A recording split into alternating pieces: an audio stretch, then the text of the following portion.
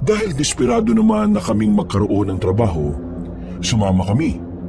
Nasilaw din kasi kami sa kikitain. Malaki-laki, sobrang layo sa kinikita namin ni Papa dito sa Pilipinas. Ang unang sabi sa amin, dadaling kami sa Isla Portia. Isa itong isla sa Leyte pero hindi kami pamilyar. Sa tagal na namin sa probinsyang yon, yun din ang unang pagkakataon na narinig namin ang islang yon. Basta ang sabi nila sa amin, doon daw ang seminar. Pa, 3 oras na tayong nasa biyahe ah. Ang layo naman pala ng seminar natin. Anong klase ba to? Ngayon na ako nakaranas ng ganito katagal na biyahe. Huwag ka na muna magreklamo. Ano ka ba naman? Mabuti nga magkakaroon na tayo ng trabaho eh.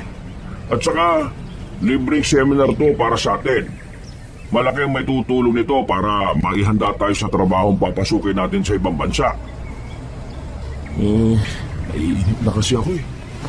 Sakit na ng puwet ko kakaupo. Parang mabubutas ko na nga itong inuupuan natin eh.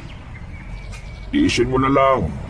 Kung talagang malayong lugar na pagdadausan ng seminar, wala naman tayo magagawa.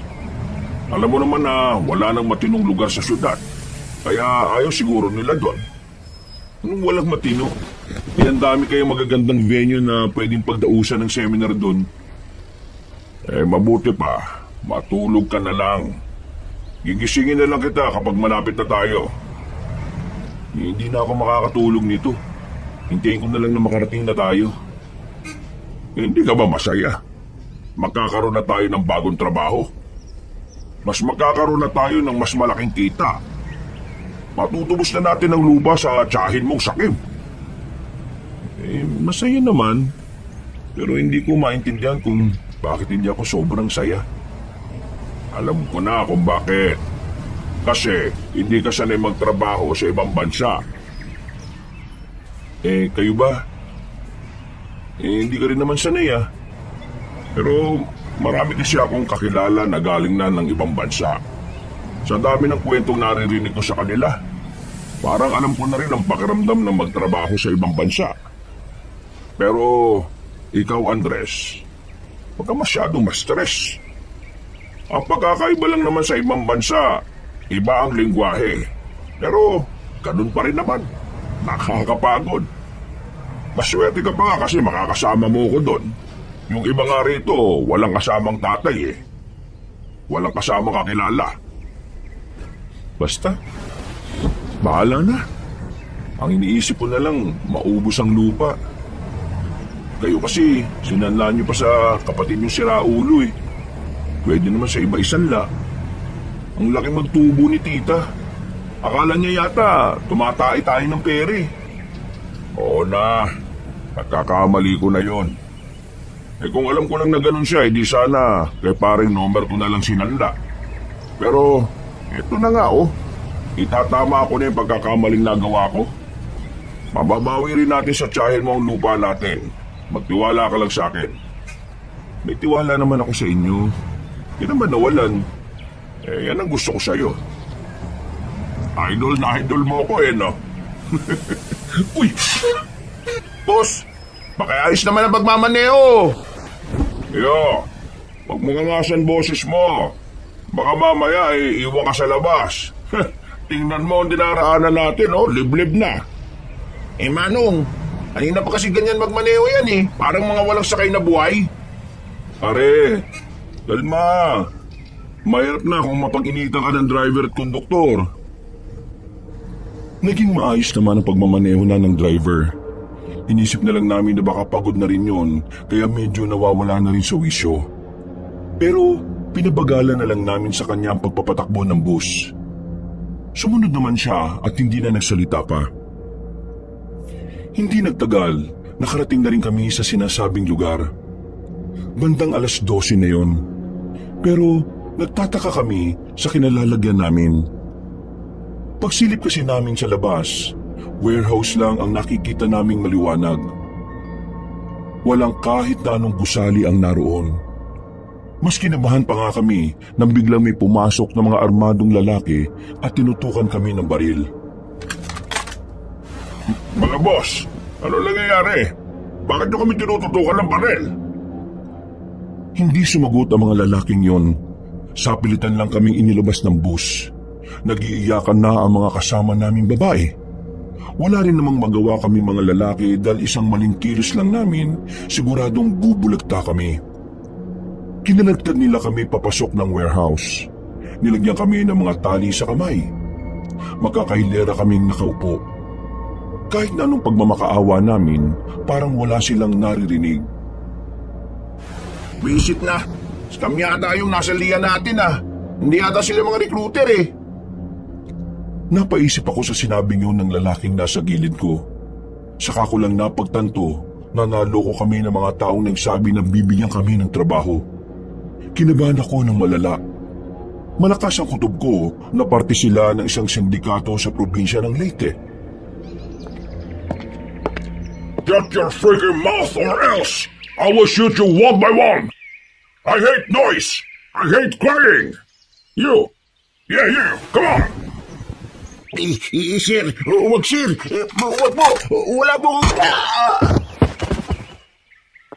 If you don't stop making noise, I will put the bullet in your head like what I did to him.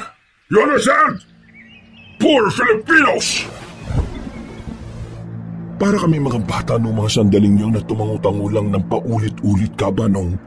Takot na takot. Nanginginig sa kilhabot. Trauma ang inabot namin lahat habang pinagmamasdan ang kasama naming nakadapa na sa sahig habang butas ang noo nito. Nice! Just like that. Behave yourself and you will be saved. Boys! Boys! Guard these people until morning. I want you now. If someone attempt to leave, kill! Umalis na ang kano na tinuturing nilang leader. Yung mga nagbabantay sa amin ay mga Pilipino lang din. Sa pagkakarinig ko, lahat kaming naroon na ibibenta sa mga taga-ibang bansa at gagawin kaming trabahador sa paggawaan ng droga. Kung saang-saang bansa daw kami ibabato, malayong malayo sa trabahong iniisip namin. Tinignan ko si Papa. Nakita ko sa mukha niya ang sobrang stress. Kahit na hindi siya nagsasalita, alam kong sinisisi niya ang sarili niya. Siya kasi ang pumilit sa akin na patusin ang agency na nadaanan lang namin. Pa, wala akong kasalanan. Huwag mo sisihin ang sarili mo Alam naman natin na kaya lang natin pinatusto kasi kailangan natin ng pera. Pero kung hindi sana kita'y sinama, hindi ka sana malalagay sa ganitong sitwasyon. Wala na tayong magagawa. Ang isipin na lang natin kung paano tayo makakatakas. Ha? Tatakas kayo? Sama ko! Shh! Ay, hinaan mo lang boses mo. Kapag narinig tayo ng mga yun, patay tayo. Ay, pasensya na. Teka. Tomas nga pala pangalan ko. Kayo? Andres. Itong tatay ko. Si Agno. Andres, Mang Agno. Ayos. Mahirapan tayong makalis dito. Pero mamaya, tiyempuan natin. Tutal, kamay lang naman ang nakatali sa atin Makakatakas tayo. Basta hintayin natin sila makatulog lahat. Basta sama niyo ako, Napabuntong hininga na lang ako, kabanong. Nanatili akong mulat noon. Kahit ang iba naming mga kasama ay nakaidlip na lang sa kakaiyak. Maya-maya pa, napansin namin ni Tomas na nakaidlip na rin ang mga nagbabantay sa amin. Naglakas loob na kaming gawin ang plano namin. Paano itong mga kasama natin? Mahuhuli tayo kung marami tayo. Hayaan nyo na sila. Tutulog-tulog sila dyan Pa, tama siya. Hindi tayo makakalis kung isasama natin sila. Alam kong naawa si Papa sa mga kasama namin nung oras na yon. Pero kailangan namin maging praktikal. Kaysa maubos kaming lahat, hindi na lang namin sila idadamay. Maraan kaming naglakad papunta sa pintuan. Maswerte kami nung oras na yon dahil walang nakakita sa amin. Makakalayo na sana kami nang marinig namin sa loob ng warehouse na nagising ang iba naming kasamahan. Nagtakbuhan sila palabas. Ang kaso nga lang, sa dami nila, ay nakalika na sila ng ingay. Pinagbababaril ng iba, pero karamihan doon ay sa hita lang pinatamaan. May iba rin namang nakatakbo at nakasunod sa direksyon namin. Kaya wala na kaming sinayang na oras. Tumakbo na rin kami. Bilis! Hindi pwedeng pabagal-bagal! Maabutan tayo! Mang Agno, kalma lang. Malayo na tayo sa kanila. Pero kailangan yung bilisan para hindi nila tayo makita. Masakit na pa ako. Hindi ko na kayang tumakbo. Sige na. Mauna na lang kayo. Hindi pwede. Hindi ka namin iiwan. Pinagsasabihin niyo dyan pa. Pagbagat lang ako eh. Kung hindi mo na kaya tumakbo, ipapasan na lang kita. Tara. Hindi ko inintay pa na makatuto si Papa. Pinasan ko na siya sa likuran. Nang marinig ulit namin ang makakasunod na putok ng baril, mas lalo kaming nakaramdam ng kilabot at kaba. Mabigat si Papa, pero sa sobrang takot, parang hindi ko nararamdaman na may pasan ako. Mabilis kaming tumakbo ni Tomas. Marami man ako natatapakan matutulis ay hindi ko na yung pinapansin pa. Andres! Dito muna tayo. Tinga muna. Malayo naman na tayo eh. Anak, ibaba mo na ako, Andres. Kaya ko naman na ulit tumakbo. Nakapagpahinga na ako. Sige, dito na muna tayo.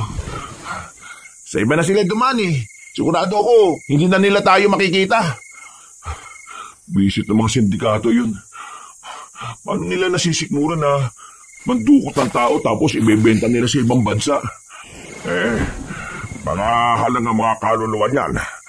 Magtataka ka pa ba kung kaya nilang gawin to? Kanina nga, binaril sa harapan natin yung isa sa kasama natin eh. Nakakaawa. May pamilya yun eh. Nakausap ko yun bago tayo bumiyay kanina. Kaya nga kailangan nating makaligtas dito. Kailangan natin ipaalam sa kinaukulan na nangyari. Kung hindi sila mahuhuli, mas marami pang kagaya natin na mabibiktima nila. Napasandal na lang ako sa puno. Kahit na papaano ay nakahinga na rin ako ng maluwag. Pero hindi pa rin ako naging kampante. Hanggat hindi pa kami nakakaalis sa lugar na yun, alam kong anumang oras ay pwede pa rin kaming mamatay. Nakakainis. Kailangan ko ng magandang trabaho eh. Ito na lang yung paraan para payagan ako ng dati kong asawa na makasama yung anak ko kada linggo. Kaso, bulilyaso pa pala. Ibig sabihin, hiwalay na kayo ng asawa mo? Oo. Siraulo kasi ako dati. Nung nanganak siya, lulong ako sa alak. Ayun, nakapabaya ako sila. Ngayon naman na nagbago na ako, ayaw na sa akin. Naiintindihan ko naman. Kaya nga ngayon sinusubukan kong maging responsable ng ama sa anak ko. Ang kaso, sadyang ayaw na yata sa akin ang kapalaran ko eh. Maalas ang putik. Dapat makaligtas ka rito para mabalikan mo yung asawa at anak mo. Kahit yung anak ko na lang. May kinakasama ng iba yung dati kong asawa eh. Ganyan talaga ang buhay. Nasa uli talaga ang pagsisisi. Bakit kasi hindi nauso na sa unahan na lang magsisi, no? Makalipas ang halos kalahating oras, umalis na rin kami roon. Naglalakad na lang kami. Inalalayan ko lang din kasi ang paglalakad ni Papa. Noong mga sandaling yun, Kabanong, akala namin ay ligtas na kami. Akala namin ay hindi na nila kami masusundan. Pero nagkamali kami. Napatigil na lang kami sa paglalakad na makakita kami ng liwanag. May mga dala silang sulo. Dala-dala rin nila ang mahahabang baril. Nakita nila kami, kaya agad nila kaming pinaulanan ng bala. Buti na lang ay maraming puno, kaya hindi kami natamaan. Pinisan ko ulit si Papa. Tumakbo na naman kami. Dahil sa sobrang taranta, napaiwalay na sa amin si Tomas. Hindi ko na siya nasundan pa, kaya umiba na lang kami ng direksyon. Yung lalaki yun, baka mamatay. wala na tayong magagawa pa. Kailangan nating iligtas din ang sarili natin. Kung susunod tayo, mamamatay tayo. Binilisan pa namin ang binilisan ng pagtakbo hanggang sa makarating na rin kami sa malawak na talahiban. Nagpas tao ang mga talahib doon. Bumaba kaming dalawa ni Papa at nagtago. Tinakpan ko na lang ang bibig ko para hindi ako makagawa ng ingay. Kahit hingal na hingal ako, ginawa ko ang makakaya ko para hindi nila marinig ang paghinga ko. Nang maramdaman namin na nakalis na sila, ay para na kaming nabunutan ng tinik sa lalamunan. Pa, wala na sila. Tara na. Ha? Sigurado ka ba? Oo. Bago sila bumalik, tara na. Wala kaming sinayang na pagkakataon ni Papa. Nagmamadali kaming nilisan ni Papa ang talahiban na yon. Lakad lang kami ng lakad. Magpapahinga kapag napagod. Pinapasan ko siya kapag hindi na niya kaya. Wala akong kapaguran. Ang tanging tumatakbo lang sa isipan ko noon ay mailigtas ang tatay ko. Bandang alas 5 na, nasa kalsada na kami naglalakad. May nakasalubong kaming matandang babae. Tinanong namin siya, pero hindi siya nakakapagsalita. Nagtaka na lang din kami nang bigyan niya kami ng kakanin. Biko na may latik. Akala siguro na matandang yun ay nangingi kami ng pagkain. Dahil nagugutom na rin naman kami, tinanggap na lang din namin. Nagpasalamat kami sa kanya pero hindi namin alam kung naintindihan niya kami. Akala niya, pagkain ang kailangan natin no? Pero ayos na rin to. Nakakaramdam na rin ako ng gutom eh. Oo, ako rin eh. Ginutom ako sa lahat ng nangyari. Ay nako, kumusta na kaya yung iba nating kasama? Pati si Tomas. Nakaligtas kaya sila? Ipagdasal na lang natin na sana buhay siya. Pati yung iba pa natin mga kasama. Sana makabalik si Tomas sa pamilya niya. Eh, sana nga. Kawawa naman yung anak niya kung mamamatay lang siya. Ay, isip kasi itong mga sindikato na ito eh. Ipinagpatuloy na lang namin ni Papa ang paglalakad hanggang sa sikatan na lang kami ng araw. Nakaramdam na rin kami ng antok at pagod. Sumilong kami sa ilalim ng puno. Nilatag namin ang nakita naming karton at saka umidlip. Kampante naman kaming wala nang hahabol sa amin doon. Mga bandang alas 10 ng umaga, nagising na lang ako nang marinig kong dumadaing si Papa sa sakit ng tiyan niya. O pa, anong problema? Masakit ang tiyan ko. Parang sila na yata yung kinain natin biko eh. Hindi naman sumakit ang tiyan ko eh. Sandali lang. Hahanap lang ako ng pwedeng paggabihan. Nagmamadali si Papa na pumasok sa halamanan. Ako naman ay nanatili lang doon habang naghihintay sa kanya. 5 minuto na ang nakalipas pero hindi pa rin nakakabalik ang tatay ko. Biglang ako naman ang nakaramdam ng pananakit ng tiyan. Parang hinahalukay ang sikmura ko. Sobrang sakit. Pinagpapawisan na ako sa sakit. Pero ang hindi ko maintindihan, naglalaway na rin ako. Sobrang lapot ng laway ko. Ang dami. Parang naglalawa. Namalaya ko na lang na nakadapa na ako. Nangihina ako. Naghahalo ang gutom at pananakit ng sikmura. Maya-maya pa, unti-unti nang nagdilim ang paningin ko. Bago ako mawalan ng malay, naramdaman ko pang may bumuhat sa akin. Hindi ko maaninag ang muka, pero tingin ko, isa siyang lalaki at may narinig pa akong nagsalitang bata. Maya-maya pa, nagising ako, akala ko umaga na. Pero narinig ko sa batang nagsasalita na hapon pa lang pala. Pagtingin ko sa gilid, nakahiga ang tatay ko at wala pa rin malay. Marahan akong napabangon. Nasaan kami? Sino kayo? Nandito kayo sa lugar namin. Nakita namin kayo na namimilipis sa sakit kaya dinala namin kayo rito. Pero huwag kayong mag-alala.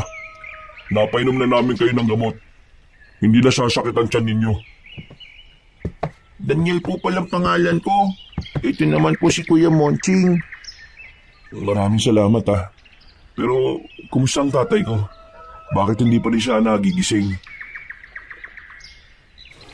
Magigising na rin siya maya-maya. Dahil sa edad kaya mas kailangan niya ng mas mahabang pahinga. Anong lugar ba ito? Kailangan na namin makabalik sa amin Anong ginagawa niyo sa lugar na yun? Mukhang di na makita na dito Ha? Wala. Hindi kami kasama sa kung sino man ang tinatakasan niyo. Kaya pwede mo sabihin. Itatanong din sa iyo ng iba yan. Kaya mas magandang alam na rin namin dahil kami ang tumulong sa inyo. Na-scam kami. Human trafficking. Anong ibig mong sabihin? May isang ahensya na isinama kami para sa isang seminar. Pero yung pinuntahan pala naming seminar peke. Sindikato pala sila. Hinala kami sa warehouse. Tapos, ibebenta kami sa ibang bansa para gawing trabahador sa pagawaan ng mga droga. Buti na lang nakatakas kami. May iba pa kami mga kasama na naiwan. Hindi namin alam kung nakaligtas ba sila o hindi. Sindikato?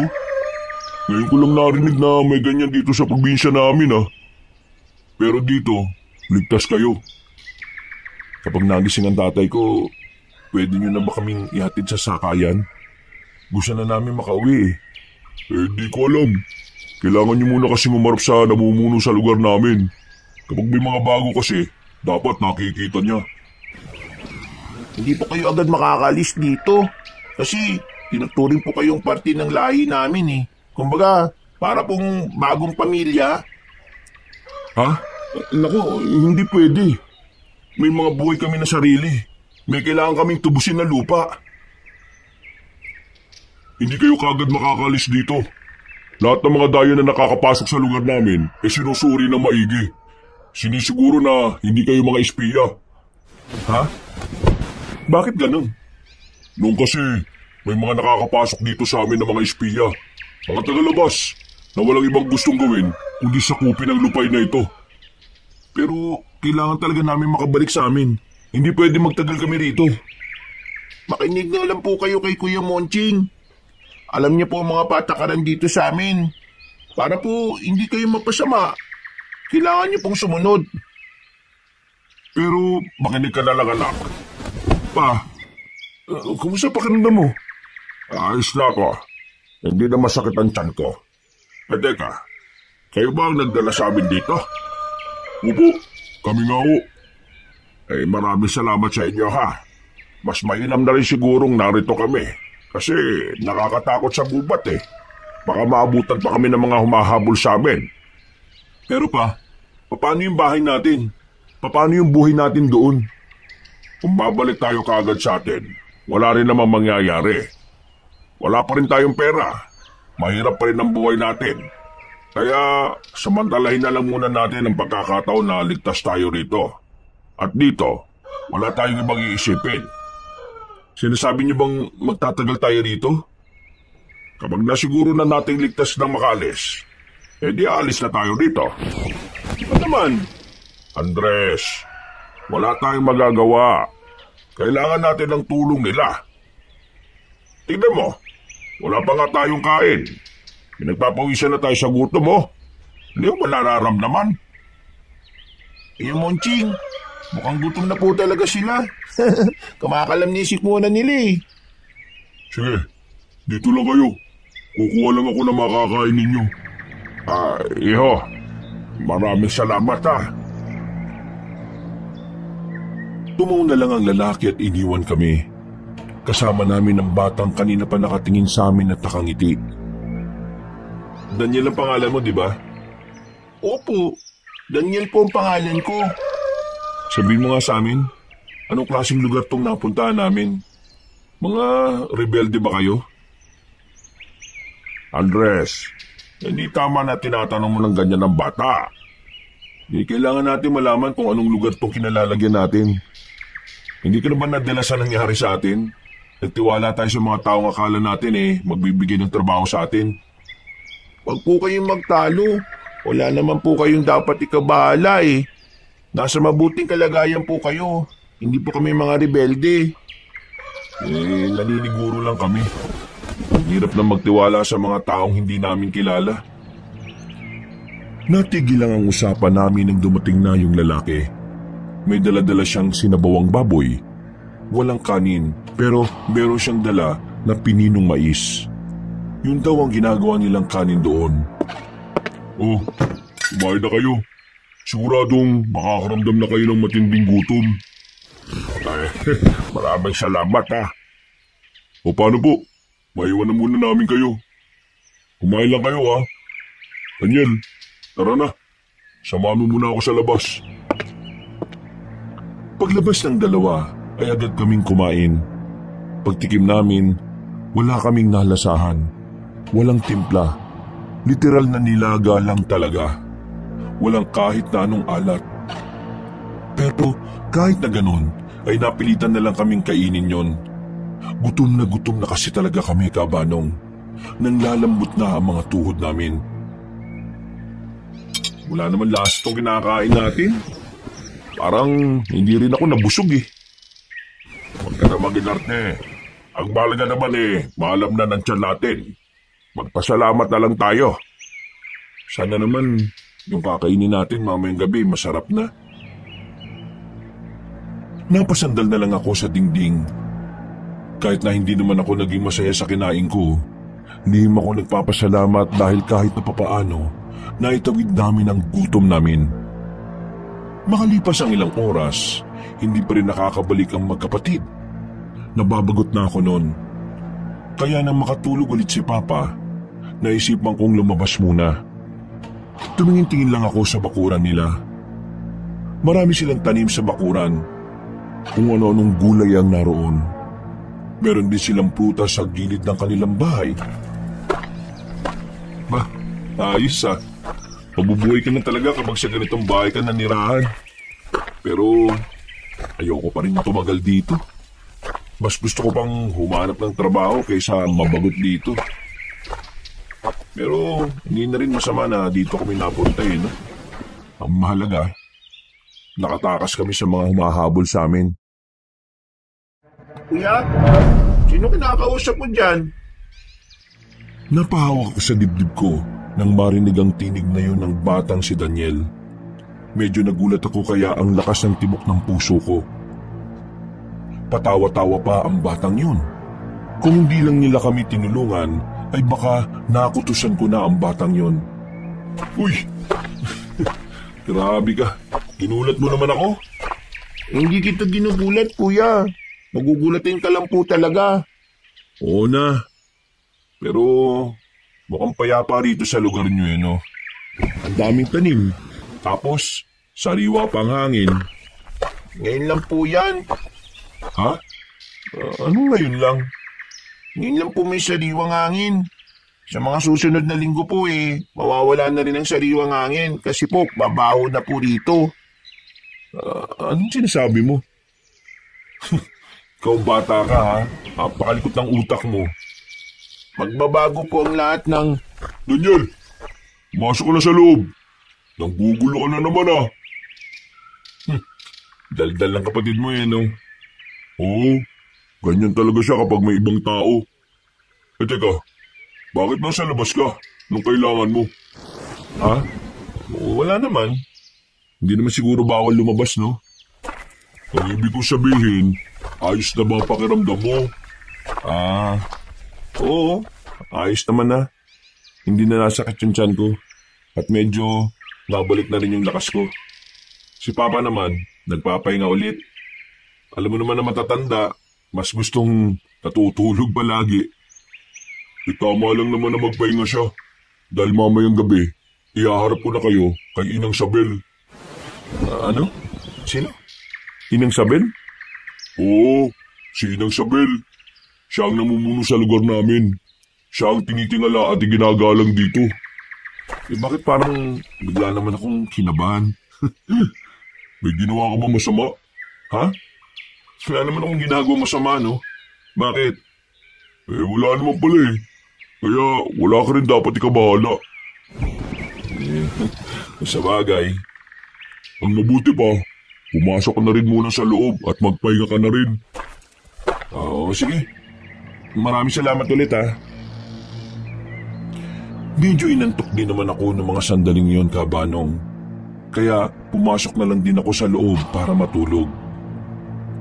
Bandang 6:00 ng gabi na kami nagising ni Papa nang makaramdam kami ng kakaibang lamig. Pagbangon namin ay madilim na ang bahay na kinalalagyan namin. Tanging ang liwanag lang mula sa labas ang pumapasok sa loob.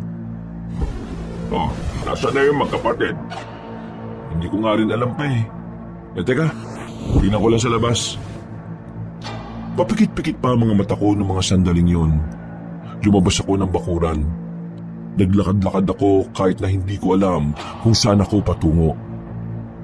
Meron akong nadaanan na bahay. Malalakas ang usapan nila pero bigla silang natahimik at napatingin sa akin. Hindi ko alam kung bakit, pero ngumiti na lang ako sa kanila dahil nakakaramdam ako ng pagkailang. Sa sumunod na bahay ay ganun din. Nakatingin sila sa akin na parabang yun ang unang pagkakataon na makakita sila ng tao. Sa kakatingin ko sa kanila, nakabanggaan ko na pala si Monching. Oh, bakit ka lumabas ng bahay? Pambira, sakit ha. Tigas naman ang dibdib mo. Kasi nagising kaming walang ilaw sa bahay niyo eh. Wala rin naman si Daniel kaya eto, hinahanap ko kayo. Pasaway talaga yung batang yun. Halika, bumalik na tayo. Isasama ko na kayo mag-ama kay Inang Sabel. Binalikan kami ni Papa. Pinahiram kami ni Monching ng mas maayos na damit.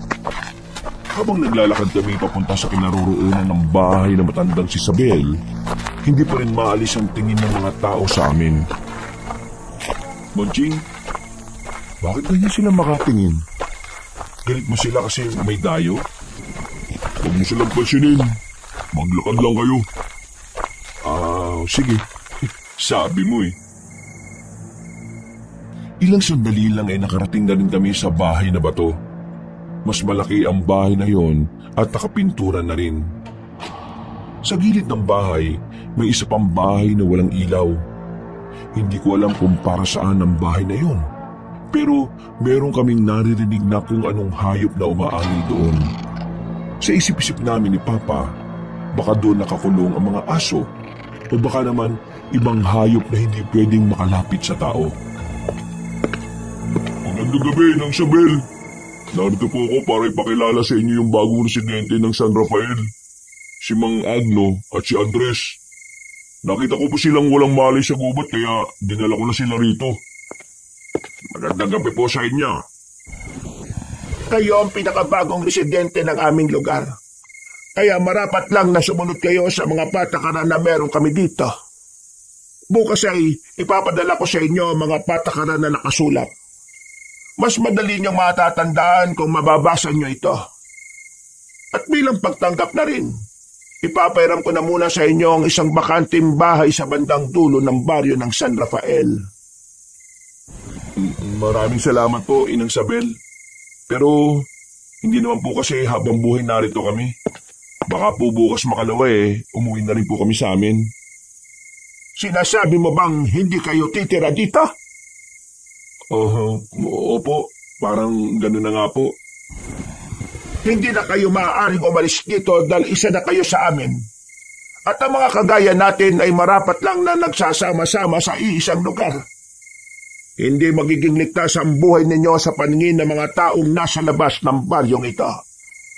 At para protektahan kayo, kailangan niyong manatili rito.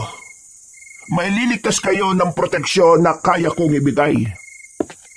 Ay, sandali lang ho.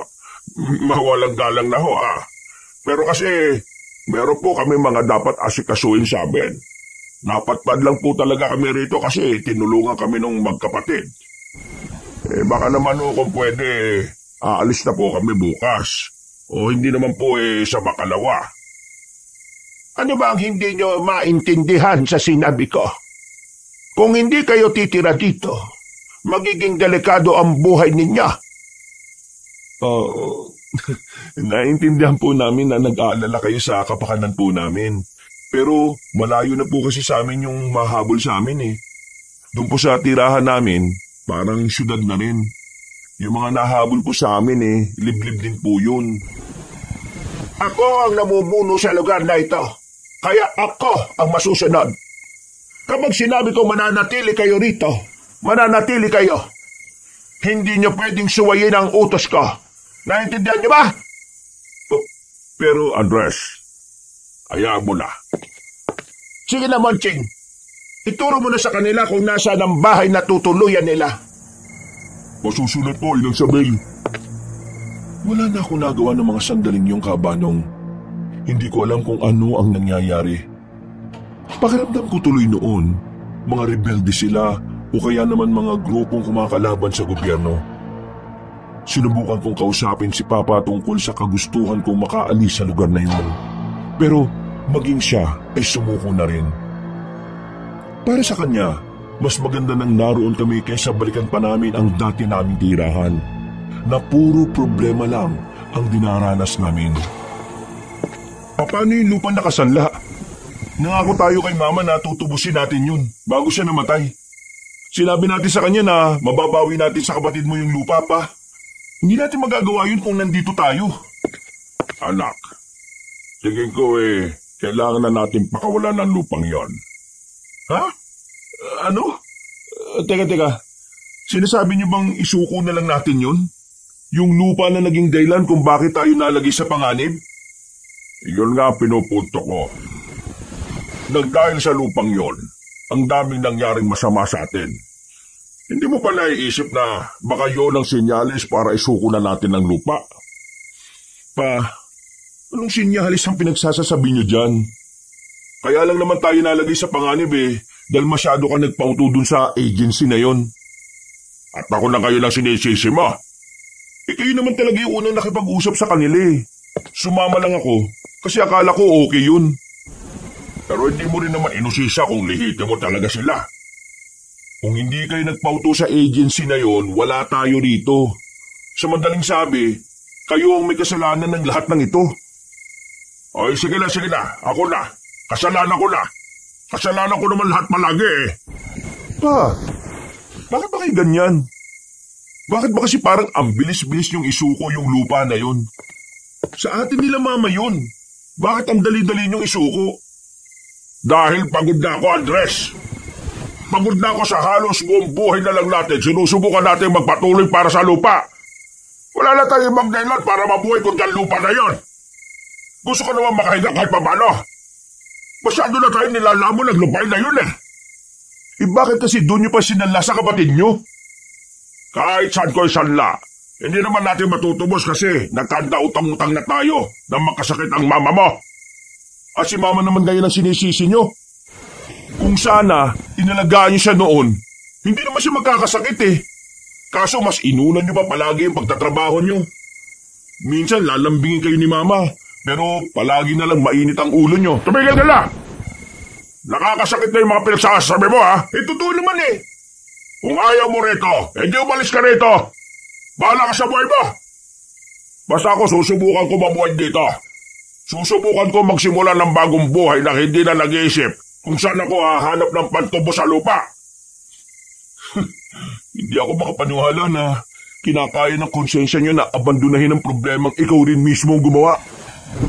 Hindi ganyan ang pagkakakilala ko sa inyo Ay, saka pupunta? Sabi niyo, diba? Bahala ako kung aalis ako. Di bahala na talaga ako. Saka kayo. Sobrang samahan ng loob ko noon, Kabanong. Hindi ko kasi matanggap na hindi na namin mababawi ang lupa na maraming taon na naming inilalaban. Hindi ko maintindihan kung bakit ang dali-dali para sa kanya na isuko na lang yun. Sa isip-isip ko, hindi man lang niya inalala ang pangako namin kay Mama bago ito namatay. Umalis ako ng bahay. Sa sama ng loob ko ay hindi ko na namalayan na malayo na pala ang nalakad ko. Napatigil ako sa harapan ng tulay. Napatingin ako sa ibaba kung saan malayang umaagos sa mga tubig sa ilog. Kung tumalon na lang kaya ako dito. Total Nasayang na lang din naman lahat ng pakikipaglaban namin para sa lupang yun eh. Huwag mong gawin yan. Napatingin ako sa gilid ng marinig ang tinig na yon. Laking pagtataka ko na merong babaeng nakatayo roon. Samantalang wala naman ako nakita roon nang dumaan ako. Ha? Sino ka? Huwag mong gawin yan. Alam kong meron kang pinagdaraanan. Pero ang isang problema ay hindi matatapos kung tatapusin mo lang ang buhay mo ng ganyan. Kahit tumulong ka dyan at mamatay, kung saan ka man mapapadpad kapag namatay ka, dala-dala mo pa rin ang problema mo. Huwag mo nga akong pakialaman. Wala kang alam sa mga pinagdaraanan ko. Umalis ka na. Pabayaan mo na ako dito. Hindi mo may babalik ang lupa kung tatalon ka dyan. Para mo na rin sinabi na mahina ka kasi sumuko ka rin. Ha? Teka, ano mo nalaman ng tungkol sa lupa? Kasi sabi mo lang kanina. Kanina? Hindi ba kanina wala ka naman dyan? Paano ka napunta dyan? Alam mo, normal ang mga problema. Walang nilalang sa mundo na nabubuhay na walang problema. Kumbaga, kaakibat ng pamumuhay natin ang mga problema. At kung wala ka dito, nabubuhay ka ng walang saysay. Pero ang mga problema ay ginawa para maging pagsubok sa buhay ng lahat. Ang sinamang sumuko sa problema ay nabuhay na lang din ng walang saysay. Kahit na marami kang sinayang na oras at pagod nung lumalaban ka pa, lahat ng yun ay malulusaw kung isusuko mo ang lahat ng pinaghirapan. Marahil, wala ako sa kalagayan mo, kaya hindi ko alam ang pakiramdam. Pero alam ko ang pakiramdam na mawala ng pag-asa. Kaya alam ko rin na ang solusyon sa problema mo ay hindi ang pagtalon sa tulay na ito. O sige nga, alam mo ba kung anong solusyon ng problema ko? Daldal mo no? Kala mo, ang dami mong alam. O sige nga, ano? Ikaw at ikaw lang ang makakaalam kung anong solusyon at dapat mong gawin. Hindi mo malalaman yon kung ngayon pa lang ay susuko ka na. Bumuntong hininga na lamang ako ng matalim. Buo na sana ang kalooban ko na tapusin na ang lahat. Pero napalitan niyo ng inis dahil sa babaeng bida-bida. Ano bang pangalan mo? Kalya. Yun ang pangalan ko. Kalya? Anong klaseng pangalan yan? Eh ikaw, anong pangalan mo? Andres. Andres? Kapangalan mo ang alaga kong aso na namatay nung nakaraang taon. Wow. Aso pa talaga. Totoo naman ang sinasabi ko eh. Kapangalan mo ang aso ko. Ang pagkakaiba nyo nga lang, mas maayos ang itsura niya kaysa sa'yo. Dami mong sinasabi. Pwede ba umalis ka na? Huwag kang tumalon. Wala kang mapapala dyan. Sige na, hindi na ako tatalon. Papansin ka eh. Kanina nasa mood pa akong tumalon eh. Mahal mo ang papa mo, di ba? Ha? Isipin mo na lang kung anong mararamdaman niya kung sakaling tinuloy mo ang binabalak mo kanina. Hindi na ako nakapagsalita sa sinabi niya, Kabanong. Naglakad na rin siya paalis. Habang ako, sandaling natulala. Tila tinamaan ako sa huling kataganan narinig ko. Aminadong medyo nasaktan din ako sa kaisipan na magdurusa si Papa kapag nawala na ako. Maraan akong lumayo sa tulay. Nakaramdam ako ng konsensya. Napapailing at napaupo na lang sa gilid. Ay, napakamakasarili ko talaga. Nakakainis. Nagmamadali ako makalis doon. Babalikan ko si Papa para makausap siya. Sa puntong yon ay nahimasmasan ako. Pero habang naglalakad ako sa masukal na eskinita, meron akong nasipa na bagay. Madilim sa parting yon dahil kakaunting liwanag lang ang meron doon. Kaya akala ko ng una, buko o nyug lang ang nasipa ko. Pero nang damputin ko yon, napagtanto ko na bungo pala yun ng tao. Mabilis kong binitiwan ng bungo. Napatras ako at napatingin-tingin sa paligid. Napapaisip ako kung papaanong nagkaroon ng bungo ng tao sa daan na yon. Samantalang mukhang hindi naman dating sementeryo ang lugar na kinalalagyan ko. Binilisan ko na lang ang lakad ko pauwi Kabanong at naabutan ko si Papa na naglalatag na ng banig. Huminga ko ng malalim at lumapit sa kanya. Pansamantala kong nakalimutan ang bungo na nakita ko. Pa? Tungkol po sa nasabi ko kanina. Nadala lang ako ng emosyon ko. Pasensya na po kung nasaktan ko kayo sa mga sinabi ko. Lumapit siya sa akin at tinapik ako sa balikat. Ngumiti siya na para bang walang nangyari. Naintindihan naman kita, anak. Alam ko naman kung saan ang gagaling ang pinag-uugutan mo. Ayos lang, nak. Huwag ka na mag-alala.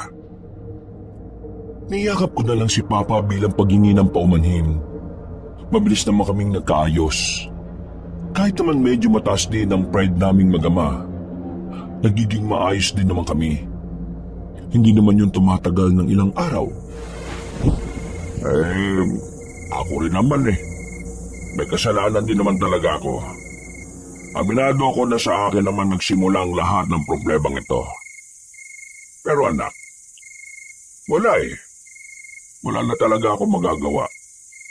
Lalo na ngayon, pumalpak na naman ako.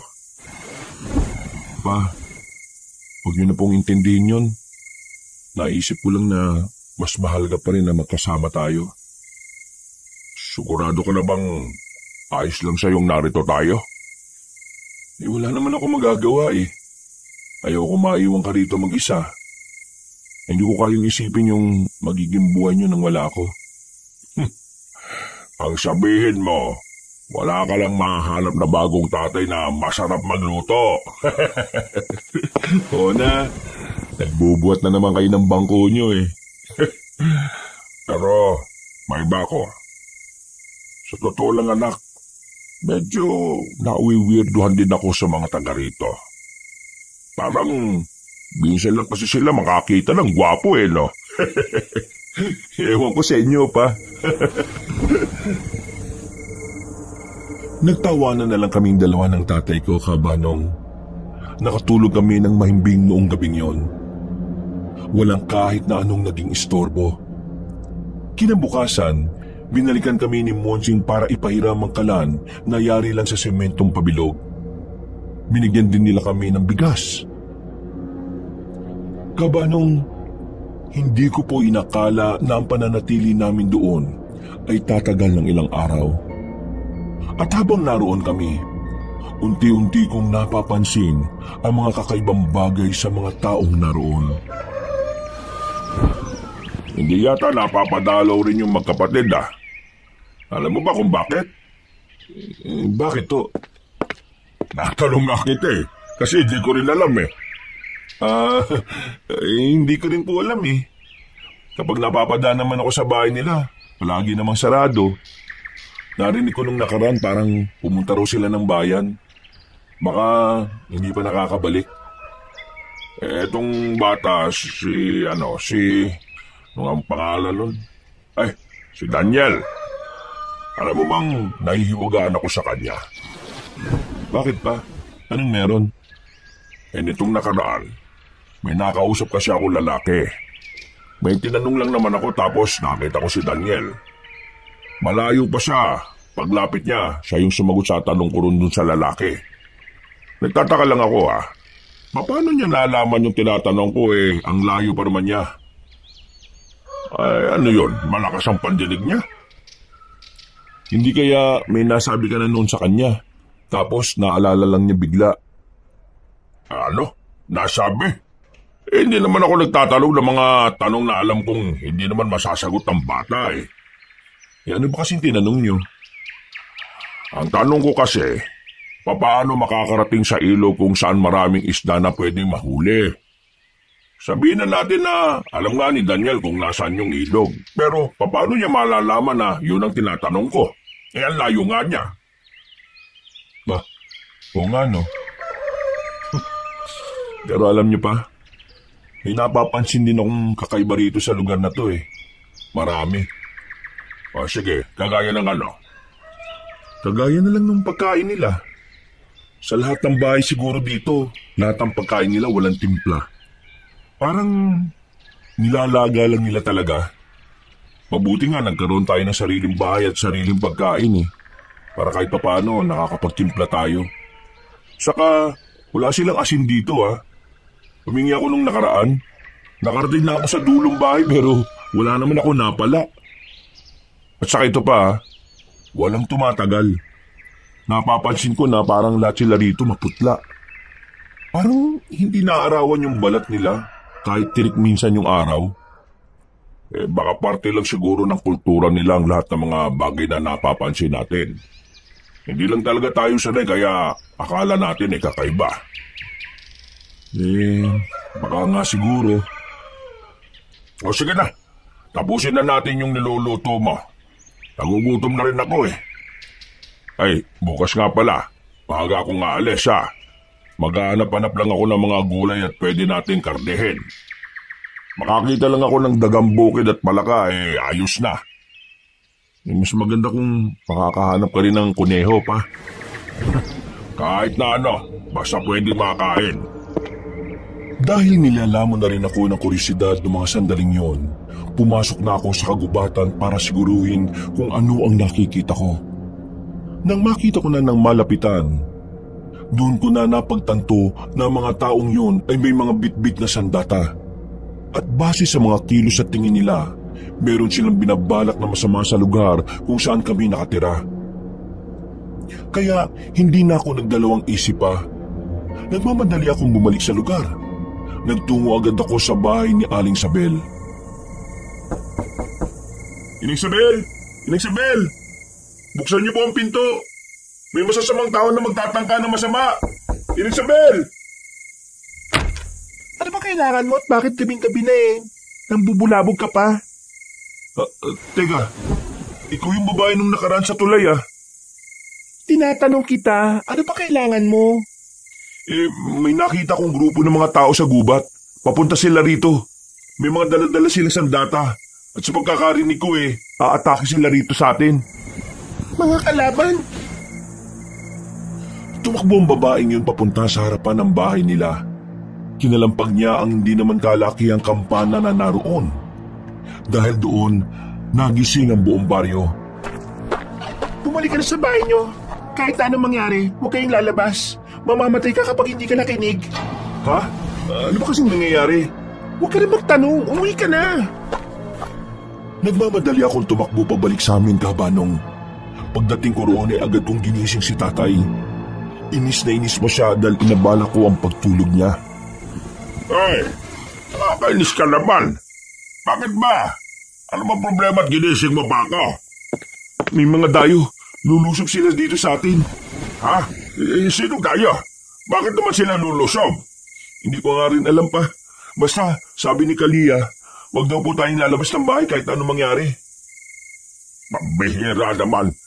Sa ngayong oras pa talaga sila gumanyan. Basta, dito lang tayo.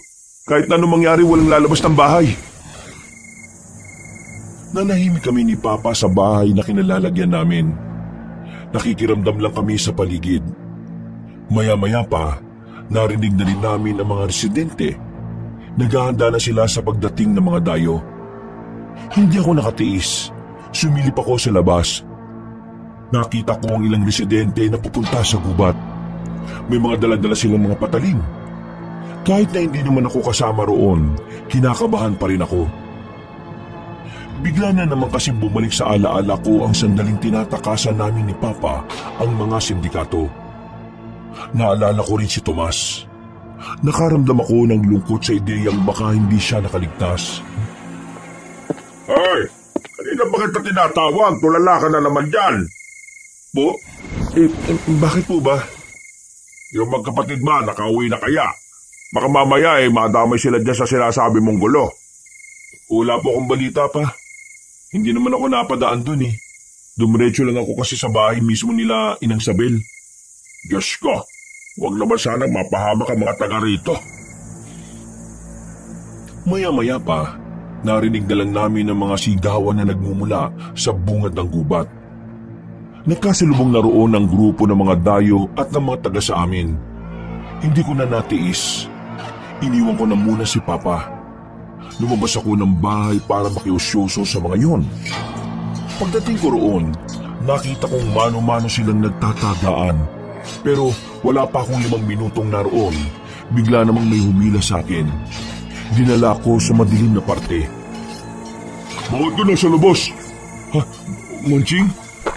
Hindi ka dapat gumagala ng ganitong oras. Kasama ito sa patakaran ng sinang-ayunan mo. Pero nag-aalala ako sa mga kalugar natin eh. Tingnan mo naman kasi yung nangyayari oh. Sino ba kasi yung mga yan? Bakit nila ginugulo tong lugar natin? Mga aswang ang mga yan. Sa sinabing yun ni Monching ay bigla akong napatigil. Natamimi ako. Hindi agad rumihistro sa utak ko ang sinabi niya. Ilang segundo pa bago ko naisip yun. Hindi ko maintindihan kasi habang pinapanood naman namin ang nangyayari, hindi ko naman nakikita ang naging aswang ang mga dayo. Ha? Paano naging aswang sila? Eh tingnan mo, normal naman sila. Hindi mo sila kilala. Matagal na namin sila kinakalaban. Sa ngayon, hindi mo nakikita ang aswang sila. Pero ang totoo, aswang talaga ang mga yan. Kaya bumalik ka na sa bahay niyo bago ka pa nila makita. Bilis! Kahit na gusto ko pang manood, hinilan na niya ako paalis doon. Pero saan niya akong ipinasok sa bahay namin. Sinalubong naman ako ng tatay ko ng malakas na batok. Sira ulo ka talaga. Ikaw yung nagsabi na walang lalabas pero ikaw tong lumabas. Sira ba ulo mo ha? Ray, makabatok naman kayo. Kala niyo naman hindi niyo ako anak. Kung hindi kita anak, baka nilumpo pa kita sa katigasan ng ulo mo. Nakita ko siyang malapit sa nagkakagulo kaya dinala ko na siya kagad dito. Ay sige, maraming salamat Monching. Buti na lang nakita mo siya. Kung hindi, baka wala pang balak yung bumalik rito eh. Hanggat hindi pa natatapos ang gulo sa bungad ng kagubatan, wala na munang aalis ha. Mapapahaba kayo kapag nalaman ng mga dayo na mayroong bago sa lugar na ito. Maraming salamat. Sige, mag-iingat kami. Tumango na lang si Monching sa amin at agad na ring umalis. Pinukula naman agad ako ni Papa ng masamang tingin. Hoy, huwag mo nang uulitin yun, Andres ha. Alam mo naman na tayong dalawa lang ang magkasama. Diba paano kung namatay ka kanina? Eh di ako na lang mag-isa rito. Pasensya na po pa. Siguro masyado lang talaga akong curious sa mga bagay-bagay kaya ganun. Hindi ko na po ulitin. Abay dapat lang na huwag mo na ulitin. Kasi nakikita na lang tayo rito. Tinanggap nila tayo rito. Kaya huwag na tayo magdulot ng problema. Pero kung hindi ako lumabas kanina, baka nakalapit na yung mga yan dito. Hindi sila nabigyan ng warning. Eh malaki na itulog mo ngayong gabi pero tama na yon. Huminga na lang ako ng malalim kabanong. Makalipas ang halos 1 oras, narinig na namin na nag-atrasa na ang mga kalaban. Binalikan kami ni Monching at sinabihang bumalik na kami sa pagtulog. Pero hindi na ako dinadalaw ng antok noon. Hindi pa rin kasi mawala sa isipan ko ang sinabi ni Monching. Mga aswang. Yun ang sinabi niyang kalaban nila. Pero hindi ko maintindihan kung bakit hindi ko magawang kumbinsin ang sarili ko na aswang ang mga dayo. Kasi kung mga aswang sila, hindi na nila kailangan ng mga sandata. Sapat na ang kabangisan nila para umatake sa mga tao. Pero sa kabilang banda, binibigyan ko rin ng pansin ang sinabi ni Monching na baka wala lang talaga akong alam sa mga kalaban nila.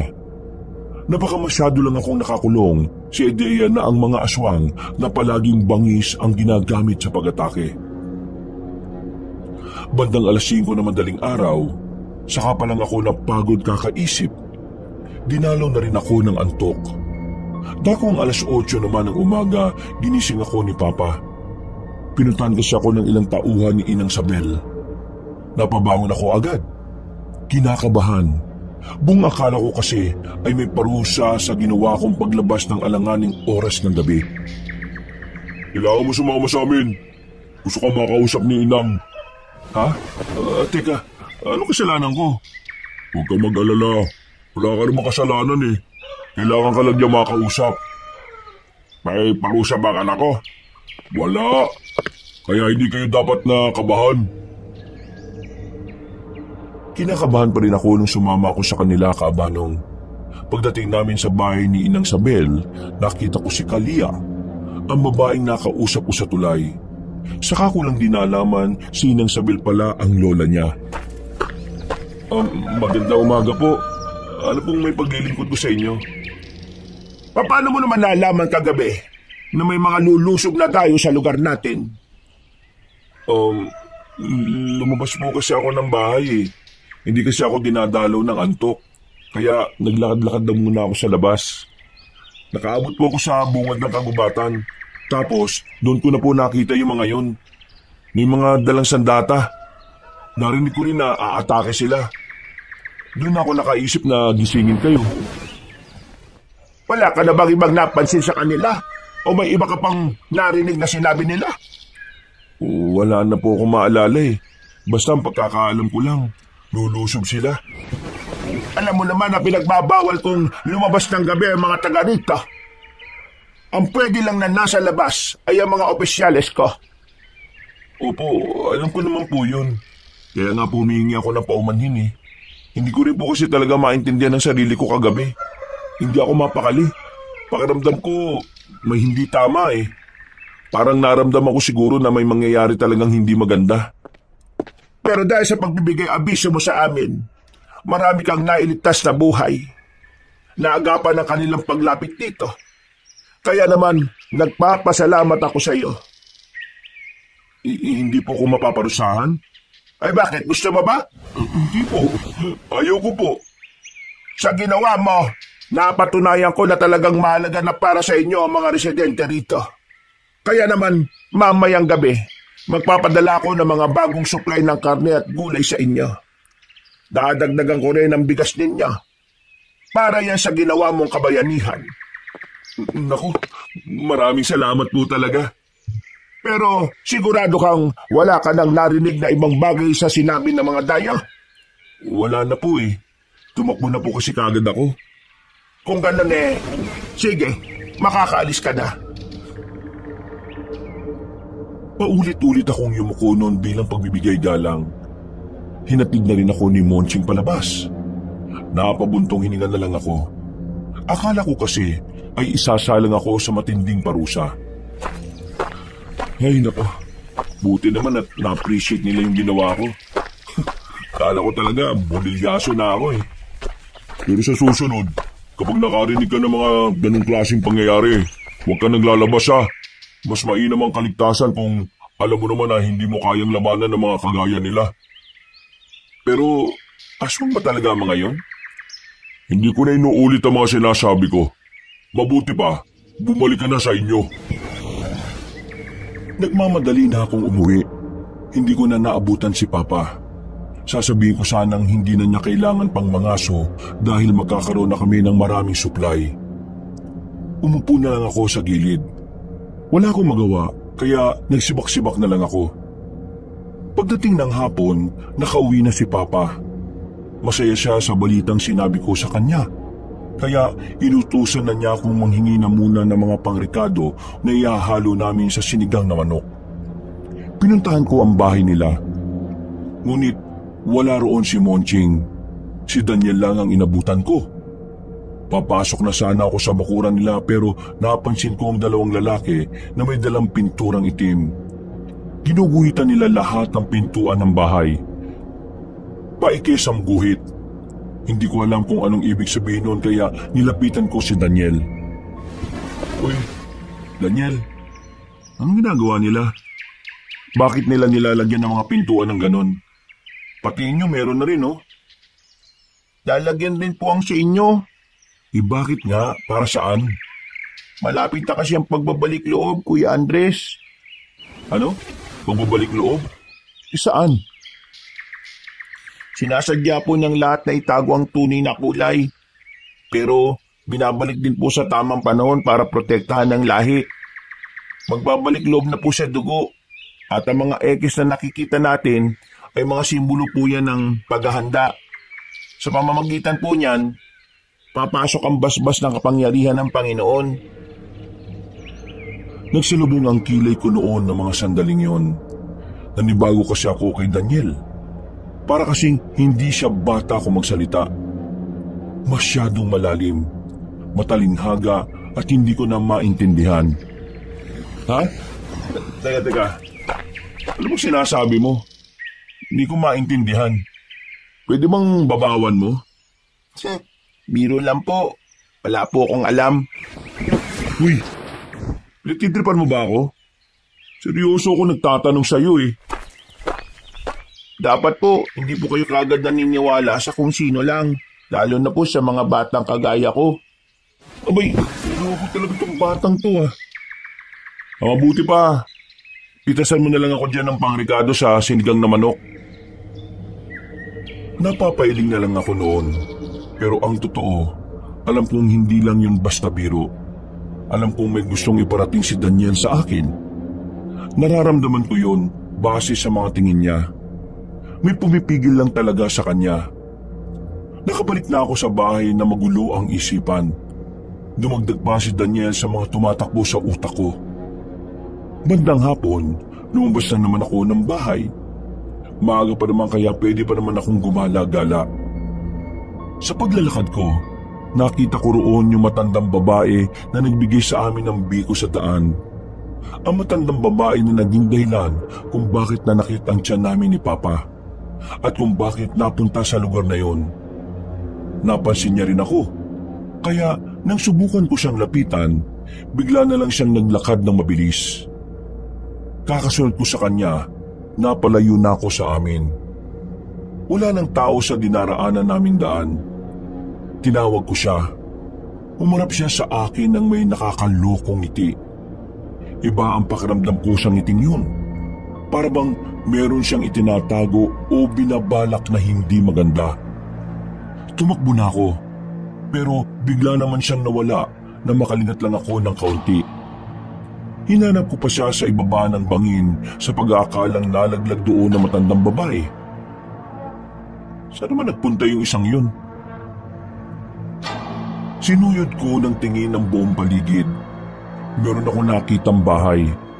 Simentado na rin, pero hindi naman siya kalakihan.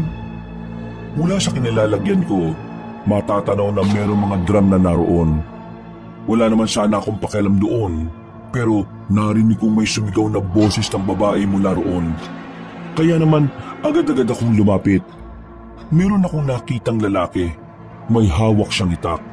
Kaya unang pumasok sa isipan ko noon, nagtitinda siya ng karne ng baboy o baka. Pero ang hindi ko maintindihan ay yung boses ng babae na narinig ko. Hindi nagtagal, nakita kong dumating si Monching. Kinausap niya yung lalaki. Nung una, normal ang usapan nila.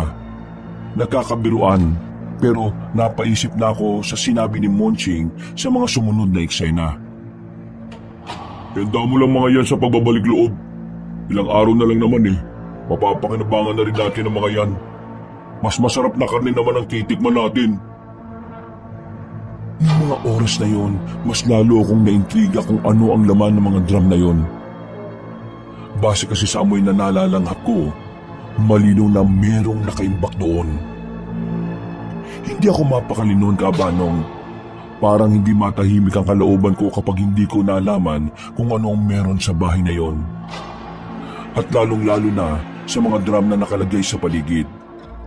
Kaya naman, pagsapit ng gabi, agad akong umalis ng bahay namin kahit na alam ko namang mahigpit yung ipinagbabawal.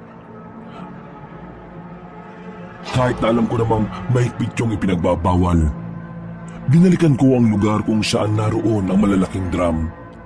Natsyempohan ko na walang tao roon. Kaya hindi na ako nagdalawang isip na lumapit doon. Malalaman ko rin kung anong meron dito. Kala mo, Monching, hindi ko ito babalikan, ha? Tumingin-tingin muna ako sa paligid at nang masigurong wala namang nakakakita sa akin, tinanggal ko ang takip ng unang drum na malapit sa akin. Pagsilip ko sa loob at nang matapatan ko ng ilaw, napatakip na lang ako ng bibig at ilong sa nakita ko. Isang babaeng mula ng Malay ang naroon. Nakabaluktot ang babae na parang pinilit pagkasyahin. Napagtanto kong patay na ang babae nang makita kong duguan ang tagiliran niya at may malaking hiwa. Tiningnan ko pa ang iba pang drum. Hindi ako makapaniwala na ang laman ng mga yon ay puro tao. At lahat ng yon ay puro patay na. Kaya nangangamoy na rin. Agad na dumaloy ang kilabot sa sistema ko. Nalalabot ang tuhod ko kaya natumba ko sa gilid. Nasagi ko pa ang mga bote sa gilid kaya nakalika ako ng ingay. Dahil doon, parang bigla kong natauhan. Nagmamadali kong nilisan ang lugar na yon at agad na umuwi sa amin. Sakto na makauwi ako, nagising si Papa. Ay, rantado ka. Saan ka na naman ang galing? Pa, may kailangan ka malaman. Meron ako natuklasan. Saraulo ka talaga no? Pinagbigyan ka na nga sa unang ginawa mo na naman. Makinig muna kayo sa akin, Pa. Meron ako natuklasan. Tingin ko hindi ka talaga maniniwala sa sasabihin ko. Bakit ano ba yan? Meron akong narating na bakuran at maraming drum sa paligid. Tapos, yung laman ng drum, puro mga patay na tao. Abay, nasisira ka ba ng ulo? Paano naman magkakaroon ng ganon dito? Abay, hindi ko rin alam. At ito pang malupit. Nakita ko si Monching dun. Kausap niyo yung lalaking tingin ko, siya yung pumatay sa mga taong nasa drum. Tapos, ang sabi pa ni Monching, ihanda raw mga yun sa pagbabalik loob. Hindi ko maintindihan eh. Ano ba talaga yung pagbabalik loob na sinasabi niya? Andres, wala akong panahon para makipaglokohan sa'yo. Papa naman. Wala ka namang tiwala sa akin? Tingin mo talaga gagawa ako ng kwento? Totoo nakita ko. Sa loob ng drum, may mga bangkay ng tao. Kung totoo nga yan, dapat malaman ito ni Inang Sabel. Hindi. Hindi nito dapat malaman. At bakit hindi? Siya ang namumuno sa lugar na ito Kung may ginagawa nga kababalagang yan si Moncheng, dapat lang na malaman ni Inang Sabel para maparusan. Paano kung alam din yun ni Inang Sabel? Pero wala siyang ginagawa. Ha? Ano ibig mo sabihin? Imposibleng hindi alam ni Inang Sabel yun. Ang lapit lang nun dito Kaya nga wala muna tayong pagsasabihan. Kapag nalaman natin yon, baka pag-initan nila tayo. Ay, Diyos ko. Ano ba talaga sila? Anong klase mga tao ba sila kung gagawa sila ng ganon? Yun nga alamin ko pa. Dahil sa mga nangyayari, nagkaroon na tayo ng dahilan para hindi magtiwala sa kanila ng buo. Anong iniisip mo? Pa, makinig kayo sa akin. Kapag napatunayan ko na may ginagawa sila masama, hindi na tayo dapat nandito. Kailangan umalis na tayo. Sabihin niyo sa akin, sang-ayon ba kayo sa iniisip ko? Oo, sang-ayon ako. Pero nababahala ako Paano kung malaman nilang may alam tayo? Hindi nila malalaman. Kailangan lang natin mag-ingat. Huwag tayo magpapalata. Kumilos tayo ng gaya pa rin ng dati. Sumang-ayon naman si Papa sa lahat ng sinabi ko, Kabanong. Napagtanto niya rin kasi na buhay din namin ang nakataya roon. Laking pasalamat ko na rin dahil hindi na humaba ang pagkontra niya. Malaking bagay sa akin na alam kong kasama ko siya sa laban na yon. Kinabukasan, tinanghali na naman ako ng gising. Maingay sa labas. Hindi ko alam kung bakit. Pagtungan ko sa labas, nakita ko ang mga tauhan ni Inang Sabel. May bitbit silang lalaki. Kinakalagkad. Nakatali ang magkabilang kamay at nakatakip ng telang itim ang ulo. Pa, anong nangyari dun? Sino yung lalaking yun? Isa sa mga nanggulo nung gabi. Natagpuan daw nila sa kagubatan. Anong gagawin nila dun? Malamang paparusahan nila. Hindi ko napigil ang sarili kong hindi makichismis ng mga sandaling yon, Kabanong. Naisipan kong puntahan ang kinaroroonan ng lalaking bihag. Pero hindi ako nakalapit. Maraming nagbabantay sa kulungan nito. Napalingon ako nang marinig ko ang pamilyar na tinig ng lalaki. Nakatayo sa likuran ko si Monching. Nakatingin ng seryoso at parang inaalam kung bakit ako naroon. Hoy! Ginagawa mo dito? Monching, nandiyan ka pala. Wala. Naintriga lang ako dun sa lalaking yon. Sino ba yun? Kalaban, nahuli. Ngayon, bibitayin. Ha? Bibitayin? Ibig mo sabihin, parusa kamatayan? Oo, yun ang parusa para sa mga dayong nagtatangkang sirain ng lugar na ito. Saan siya dadalhin? Hindi mo kailangan pa malaman. Umalis ka na, hindi ka pwede rito. Okay, sige. Balitaan mo na lang ako kung ano nangyari sa kanya. Hindi na siya nagsalita. Nakatingin lang siya sa akin. Noong mga sandaling yon, pakiramdam ko ay nakakalata na rin si Monching sa akin. Pero kahit na ganon, pinagpatuloy ko pa rin ang pagpapanggap na wala akong nalalaman. Sumapit ang kinagabihan. Mula sa bahay, narinig naming sumisigaw ang lalaking bihag nila. Mga 10 segundo lang ang itinagal, maya-maya ay nanahimik na rin yun. Narinig na lang din namin na parang nagdiriwang na ang mga tao. Nagsisigawan sila at nagpapalakpakan pa nga. Parang kaligayahan nila ang pagpaparusa sa lalaking nabihag. Kaming dalawa ni Papa, tahimik lang kami. Hindi namin alam kung dapat bang matuwa kami dahil naparusahan ng dayong kalaban nila. Pa, ayos ka lang? Bakit pinagpapawisan ka ng ganyan? Nainitan ka ba? Ang lamig naman Hindi ko nga alam, Andres Kanina pa ito. Kumain naman na ako. Pero pakiramdam ko, gutom na gutom ako. Ikaw, ayos ka lang ba? Kanina ko pa napapansin na dura ka ng dura. Para kang aso Hindi ko nga rin alam pa Kanina pa ako naglalaway. Bigla na lang akong naging ganito. Akala namin ng tatay ko ay normal lang ang nangyayari sa amin. Pinapalagay namin na baka dala lang din ng panahon kaya namin yun nararanasan. Pero sa mga sumunod na araw, napapansin namin na napapadalas na ang weirdong nangyayari sa katawan namin. Nararanasan ko na rin ang pagtagaktak ng pawis ko at ang matinding gutom kahit na kumain naman ako. Pareho na rin kami naglaway ni Papa. Ang dami na naming dura sa bakuran. At ang pinaka-weirdong nangyari sa amin noon, pareho naming naisip na kainin ng buhay ang nakikita naming manok sa kabilang bahay kahit na buhay pa yun.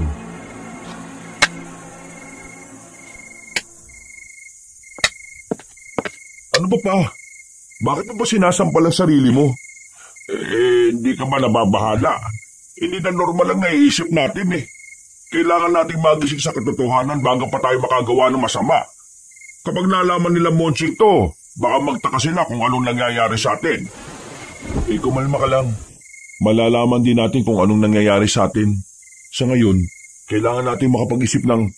Andres, hindi kaya ano? Hindi kaya... baka aswang na tayo. Ha? Bakit naman tayo magiging aswang pa? Pambira naman yung iniisip nyo. Ganito ang pakiramdam ng mga aswang. Yung mga aswang na magsisimula pa lang maging aswang, ganito ang mga sintomas.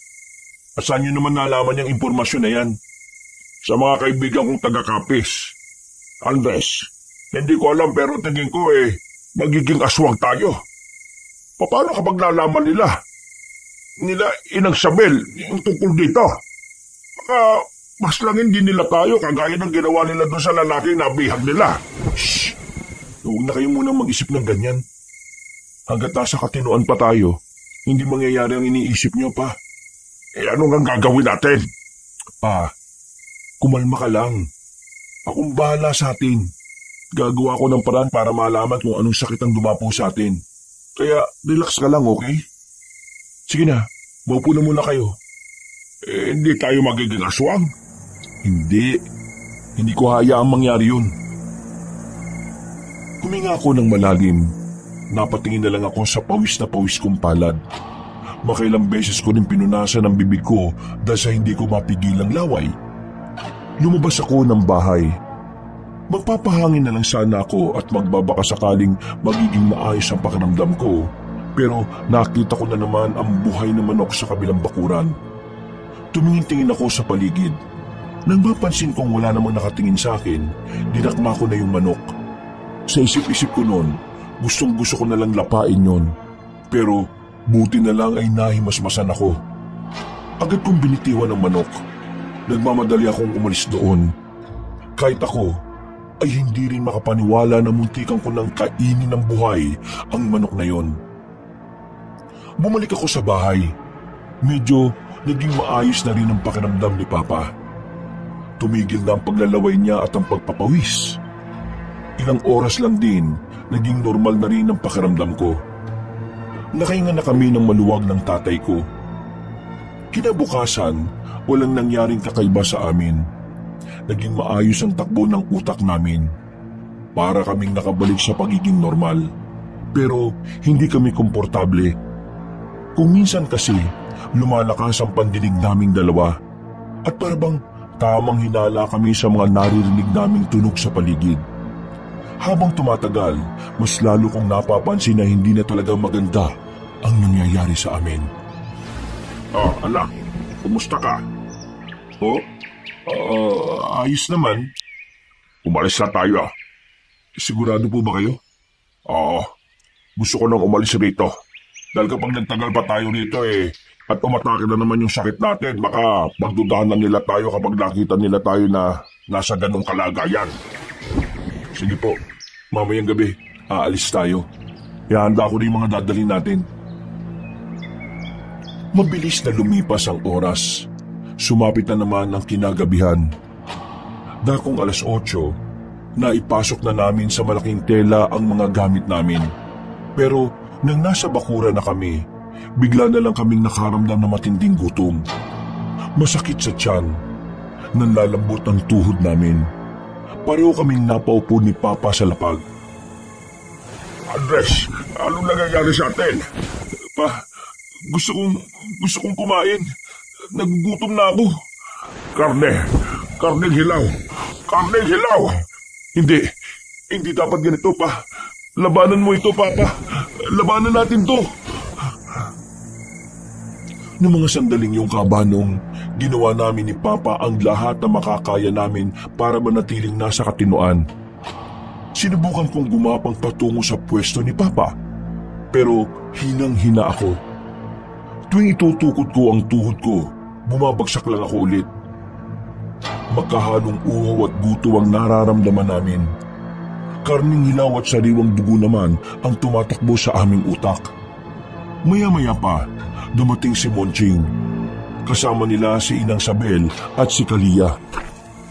Inang Sabel, wag niyo kami parusahan. Hindi kami aswang. Agno, bakit ko naman kayo parurusahan? Wala naman kayong ginagawang masama. Sa katunayan dapat pa kaming maging masaya. Ha? Anong ibig mo sabihin? Hindi ka galit? Hindi. Walang dahilan para magalit. Masaya ako na unti-unti na rin kayong magiging kagaya namin. Anong ibig niyo sabihin? Monching, ano ba nangyayari sa amin? Ang mga nararamdaman at nararanasan niyo ay mga sintomas ng pagiging aswang. Ha? Anong sinabi mo? Aswang kayong mag-ama. Kabilang kayo sa amin. Sinasabi mo bang ang lahat ng narito ay mga aswang? Tama ang iniisip mo, Agno. Ang mga narito ay aswang. At ang dahilan kaya nanatili kayong ligtas sa lugar na ito ay dahil aswang din kayo. Paano nangyari yun? Wala naman kaming dugong aswang Kabilang kayo sa amin. At dahil kayo ay kadugunan namin, mananatili kayo rito habang buhay. Kikilalanin yung pamilya at lahi ang mga taga rito. Hindi namin gagawin yan. Meron kaming sariling buhay na malayo sa ganitong sistema. Hayaan nyo na kami. Hayaan? Sa tingin mo ba kapag bumalik kayo sa inyo magiging normal pa ang lahat? Hindi na. Isa na kayong aswang. Palagi kayong matatakam sa karne ng hayop. Palagi kayong matatakam sa laman ng tao. Kaya kung babalik kayo roon, mas malalagay lang ang buhay nyo sa panganib. Maraming papatay sa inyo. Sa oras na malaman ng mga tao na aswang kayo, ay tutugisin nila kayo. Niloko nyo kami. Lalo ka na, Monching. Sabi mo yung mga dayo yung aswang. Kayong lahat pala ang aswang. Masyado kasi kayong bulag. Kaya huli mo na nahalata lahat ng mga palatandaan na nasa baryo kayo ng mga nilalang na hindi normal. Ngayon, kailangan nyo lang tanggapin ang kapalaran ninyo. Magiging kaisa na namin kayo. Kung gusto niyo pang tumagal sa mundong ito, kailangan niyong umiwas sa mga tao. Sila ang magdadala ng panganib sa buhay ninyo. Itong lugar na ito ang natatanging tahanan para sa inyo. Kaya dito kayo manirahan hanggang sa kahuli-hulihan ng buhay ninyo. Hindi ako papayag. Wala ka nang magagawa, Andres. Ito na ang kapalaran ninyo. Manching, dali na sila sa kusina. Bigyan sila ng pagkain bago pa mamatay sa gutom ang mga yan. Oh, ano ba tinitingin-tingin nyo? Dalhin nyo na yung mga yan sa kusina. Para kaming manika na kinalagkad ng mga lalaking malalaki ang katawan. Pagdating namin sa kusina, binalandra lang nila kami. Nilapagan nila kami ng mga sariwang karne, buhay na manok at buhay na pato. Buhay na kayo. Kung hindi nyo kakainin yung mga nasa harapan ninyo, mamamatay kayo sa gutom. Hindi namin kakainin yan. Hindi kami magiging aswang. Aswang na kayo. At sa ayot sa gusto ninyo, kailangan yung kainin yan. Pagkatapos yung kumain yan at nagkaroon na rin kayo ng lakas, hintayin nyo na lang ang gabi ng pagbabalik loob. Doon, makakatikim na kayo ng totoong laman loob at karne ng tao. Wisit! Hindi mo na lang sana kami niligtas doon kung ganito rin pala mangyayari sa buhay namin dito. Matuto ka sana magpasalamat, Andres. Hindi lahat nabibigyan ng pangalawang buhay, no? Iniwan nila kami sa tinatawag nilang kusina. Umiikot na ang paningin namin ni Papa noon. Parang kakaunting oras na lang ay malalagutan na kami ng hininga. Kakaibang gutom talaga ang nararamdaman namin. Kaya naman hindi namin maiwasang hindi mapatingin sa manok at pato na naroon. Matalim din ang tingin namin sa hilaw na karne na nakalapag lang sa sahig. Anak, kailangan na natin itong gawin. Ayoko mamatay ka. Ayoko magkahiwalay tayo. Pero pa, kapag ginawa natin to, magiging ganap nasong na tayo kagaya nila. Mas pipiliin ko nang maging aswang kaysa mamatay ka. Sige na! May punto si Papa. Alam kong tama ang sinasabi niya. Pero hindi ko lang talaga matanggap na ganun ang nangyari sa amin. Maya-maya, natagpuan ko na lang ang sarili ko na pilit inaabot ang karne na nasa harapan namin. Para kaming uod ni Papa na gumagapang. Nang mahawakan na namin ang karne, nilapa namin yun na parang mabangis na hayop na matagal nang hindi nakakakain. Naramdaman agad namin ang pagdaloy ng kakaibang lakas sa ugat namin. Parang magic na bigla na lang kaming lumakas. Biglang nabuhay ang buto at dugo namin. Nagawa namin makabangon. Pagtingin ko kay Papa, pulang-pula na ang mga mata niya. Pero wala akong pakialam. Ang tanging tumatakbo sa isipan ko noon ay isunod ng kain ang manok at pato. Kailangan natin to para mabuhay, anak. Kailangan natin to. Dinakma namin ni Papa ang manok at pato. Nilapa namin yon na parang sanay na kami sa gawain yon. Hindi na namin naririnig ang iyak ng manok at pato. Ang tanging naririnig na lang namin ay ang malakas na tibok ng puso namin. Mga ilang minuto lang ang nakalipas, lasog-lasog na ang manok at pato. Nang mahimasmasan kami, napadikit kami sa pader. Nanlalaki ang mga mata namin. Hindi kami makapaniwala na ginawa namin yon. Andres, anak, ano nangyari? Bakit parang ang lakas-lakas ko? Pa, kinain natin ng buhay yung manok at pato. Ano? Kinain natin ng buhay? Tayo pumatay dyan? Pa, wala na tayong magagawa. Aswang na tayo. Nararamdaman ko ang kakaibang dugo na dumadaloy sa ugat ko.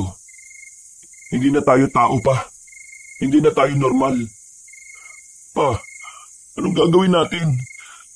Umalma ka. Hindi pa katapusan ng mundo, Andres. Makinig ka sa akin. Pero makinig ka sa akin. Gagamitin natin itong pagiging aswang natin para makaalis dito. Gagamitin natin ang pagiging aswang natin? Paano? Nararamdaman mo ba? Ibang lakas na meron tayo. May kakayahan tayo makalis sa lugar na ito. Siguradong mabilis ang kilos natin nito. Kailan tayo tatakas? Kapag abala na ang lahat. Sa gabi ng pagbabalik loob nila. Pero saan tayo pupunta? Makakabalik ba tayo sa dati? Walang kasiguraduhan. Pero sa ngayon, isipin na muna natin kung paano tayo makakalis sa impyernong ito. Gusto niyo pong umalis dito? Napalingon kami ni Papa sa pintuan ng marinig ang tinig ng batang si Daniel. Hindi namin itinuloy ang usapan namin. Wala na rin kasi kaming tiwala sa batang yon. Hindi kaya ng ibang aswang dito. Mahina pa po kayo. Wala pa kayong kakaya makatakas pa dito. Hindi pa kayo mabilis. Hindi pa rin kayo malakas. Lahat po ng mga bagong sibol na aswang ilang buwan pa ang kailangang hintayin bago nila taglayin yung kakaibang lakas at bilis ng isang aswang. Bakit mo to sinasabi sa amin? Dahil mamamatay po kayo kapag sinubukan yung tumakas. Kahit bago pa lang kayo bilang aswang, mas mabilis po ang hahabol sa inyo. Wala kami pakialam. Huwag mo kami kausapin, bata. Wala kaming tiwala sa'yo. Kagaya ka rin nila. Manluloko. Aswang. Aswang na rin po kayo. Pareho lang po tayo. At kagaya naming lahat, kailangan nyo rin pong matutong manloko para makalis dito. Isa po sa natural na ugali ng mga aswang ang panluloko at panlilin lang Kaya alam ko po, patututunan nyo rin po yun sa mga susunod na araw. Manimik ka! Kung wala kang may tutulong, umalis ka na lang dahil baka patulan na kita. 5 araw mula ngayon, gaganapin na po yung pagbabalik loob. Lahat po ng aswang na kabilang sa angkan na ito dadalo. Sa gubat po idadaos. Dumaan po kayo sa ilog. Pag nalagpasan nyo yung ilog, makakalis na kayo dito. Bakit mo kami tinutulungan? Kasi, kagaya nyo rin po, biktima rin ako. Pero ang pagkakaiba lang po natin, wala na akong pag-asang makaalis. Kayo, meron pa po. Teka, anong sinasabi mo? Normal na tao lang din po ako noon. Kasama na mama at papa ko. Namumundo kami para maganap na makakain. Pero nahuli kami ng tauhan ni Inang Sabel. Ginawa nila kaming aswang. Ako, si mama at si papa. Namuhay kami rito at nasanay na lang kami sa ganitong buhay. Pero 2 taon lang po makalipas, namatay ang mama at papa ko nang isama sila sa laban kontra sa mga manunugis. Yung manunugis, sila po yung mga kalaban nating mga aswang. Yun po ang kwento ko. Yun po ang dahilan kung bakit gusto ko po kayong makalabas dito. Kung aalis ka ba sumama ka na rin sa amin. Hindi ka naman pala kagaya nila Hindi po pwede. Kahit sumama rin naman ako sa inyo, wala rin po mangyayari, mamamatay din po ako. Ha? Teka, ano sinasabi mo? Lahat po ng mga aswang dito ay magkakakonekta ng buhay. Noong bago pa lang po ako dito, meron silang ginawa na makapangyarihang ritual na kung saan ang kaluluwa mo at ang kaluluwa ni Inang Sabel ay magiging iisa. Ibig sabihin, magiging isa ang buhay ninyo. Hindi kapag namatay ka, mamamatay din si Inang Sabel? Hindi. Isa ang buhay namin, pero hindi po nakadepende ang buhay niya sa buhay ko. Ang buhay ko po nakadepende sa buhay niya. Teka. Medyo magulo pero naiintindihan ko. Ibig sabihin, kapag pinatay si Inang Sabel, lahat ng aswang dito ay mamamatay. Ayun, ganun na nga po. Kaya nga mas mainam po na umalis na kayo bago pa nila gawin sa inyo yung ritual. Sa oras na magawa na nila yun, hawak na ni Inang Sabel ang buhay ninyo. Kaya habang wala pa, umalis na po kayo. Habang pagmamayari nyo pa yung buhay nyo. Huwag na po kayo magsayang ng oras. Kanina, sinasabi mo na mapapahama kami kapag tumakas kami. Tapos ngayon, sinasabi mo na tumakas na kami. Ano ba talaga? Gusto kong tumakas kayo kapag kaya nyo na. Pero hanggat hindi nyo pa po kaya, dito na po muna kayo. Meron po kong alam na paraan para magkaroon na po kayo ng sapat na lakas at bilis para madali kayo makaalis. Ha? Ano bang paraan? Sabihin mo, kahit na ano gagawin namin. Kailangan niyo pong tumikim ng dugo't laman ng tao. Ha? Hindi mangyayari yan. Ang mga aswang ay mas madaling maging ganap na aswang kapag may dugo na ng tao na dumadaloy sa ugat nila. Kung gusto niyong makalis, kailangan niyong gawin yun. Anak, wala na tayong ibang paraan eh. Yun na lang. O sige, kung yun lang ang paraan, may alam ako. Sariwang dugo ang kailangan at sariwang laman. Sinasabi mo bang kailangan namin pumaslang ng tao? Hindi. May alam akong pinag-iimbakan ng mga sariwang dugo. Kahit yun lang ang inumin po ninyo, mas effective po yun. Ikaw ang kukuha. Baka naman mapahamak ka. Makakaroon lang po ng kahulugan ng buhay ko dito kung magagamit ko po ito sa kabutihan eh. Kaya masaya po akong mamatay kung para po ito sa kaikabubuti ng iba. Ay, Diyos ko. Pambirang bata to. Ang bata mo pa para isipin ang mga ganyang bagay ah. Bukas po ng gabi, makita po tayo sa bahay po ninyo. Ibibigay ko na po sa inyo yung sariwang dugo na kailangan po ninyo. Magsasalita pa sana ako nang biglang maglakad na paalis si Daniel. Kahit na papaano, nagkaroon kami ni Papa ng pag-asa. Pagkatapos namin kumain, bumalik na si Monching. Inatindan nila kami sa bahay namin. Pinabayaan lang nila kami roon dahil kampante silang hindi naman kami makakalayo. Marami-rami kasing nagbabantay sa buong lugar. Humiga na lang kami ni Papa. Naramdaman na namin ang pagod. Kahit busog na kami, hindi pa rin matigil ang gumugulo sa isipan namin. Mas maingay ang utak namin dahil sa pagiging sensitibo ng aming pandinig. Hindi rin kami mapakali. Pakiramdam namin, anumang oras ay may aatake sa amin kahit na wala namang kaming dapat na ikabahala. Anak, Andres, kapag dumating sa puntong kailangan nating mamili kung sino ang dapat mailigtas, pipiliin natin ikaw ha. Bakit naman kailangan pumili kung pwede namang pareho tayo mailigtas? May mga pagkakataon na kailangan magsakripisyo. At kapag dumating ang oras na yon, gusto kong ako ang gagawa nun para sa'yo. Huwag nga kayo magsalita ng ganyan pa.